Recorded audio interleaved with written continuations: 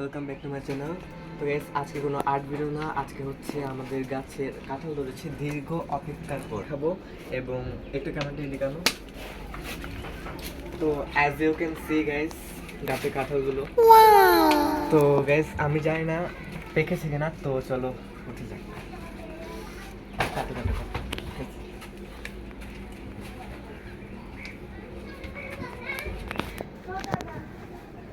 তো গাইস, এখনের ওয়েদারটা খুব ভালো, মানে মেঘলা মেঘলা টাইপ। কাঁঠাল এখানে অনেকগুলো আছে, আপনারা দেখুন ক্যামেরাগুলো ধরেছে এবং আমার চারিপাশে কাঁঠালে পুরো ভর্তি। তো গাইস, আমি সত্যি কথা বলতে অনেক হ্যাপি, কেননা অনেক দিনের অপেক্ষার পর আমার কাছে কাঁঠাল ধরেছে। বাট এগুলো এখনো পাকেনি, বৃষ্টি পড়ছে না তাই এখনো পাকছে না। এটা টিপে দেখি।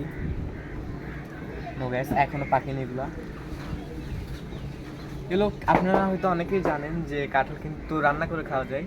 তো আমরা ওখান থেকে একটা কেটেছি, সেটা আপনাকে ঘরে গিয়ে দেখাবো, সেটা আমরা রান্না করে খাবো। বেশ, এখানে এই দেখুন গাইস, কত বড় একটা কাঁঠাল। এই যে এখানে একটা, আমার খুব আনন্দ হচ্ছে বিশেষ করে যে কাঁঠালগুলোকে দেখে। আর গাইস, এখন এই কাঁঠাল গাছের উপর উঠলাম, তো এখন ওয়েদারটাও খুব সুন্দর, মানে একটা অসাম কম্বিনেশন। আমার খুব ভালো লাগছে এটা। বাতাস বইছে খুব। তো গাইস, আমাদের শুধু কাঁঠাল গাছ নয়, আমাদের অনেক ধরনের গাছ আছে। একটা জাম গাছও আছে, যেটা জাম সহ ধরেছে, সেটা আমি আপনাদের অন্য কোনো ভিডিওতে দেখাবো। अच्छा তো এনিওয়েজ গাইস, তো গাইস দুর্ভাগ্যবশত কাঁঠাল গাছের কাঁঠালগুলো এখনো পাকেনি। আমরা নিজের গাছের কাঁঠাল খাবো বলে এখনো কাঁঠাল খাইনি। আর কাঁঠালও আমার অনেক ফেভারিট একটা ফল। এই যে বিশেষ করে কাঁঠাল, কিন্তু কাঁঠালের যে বিচিগুলো আছে সেগুলো কিন্তু রান্না করে বা ভেজে খাওয়া যায়।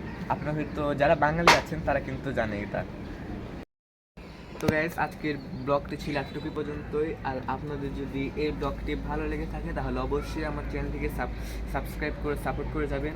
আর এরকমই আরও নতুন নতুন ব্লগ পেতে আমার চ্যানেলটিকে কিন্তু লাইক সাবস্ক্রাইব করবেন। তো দেখা হচ্ছে এর পরের কোনো নতুন ভিডিওতে। ততক্ষণ জন্য সবাই ভালো থাকবেন, সুস্থ থাকবেন। Bye bye.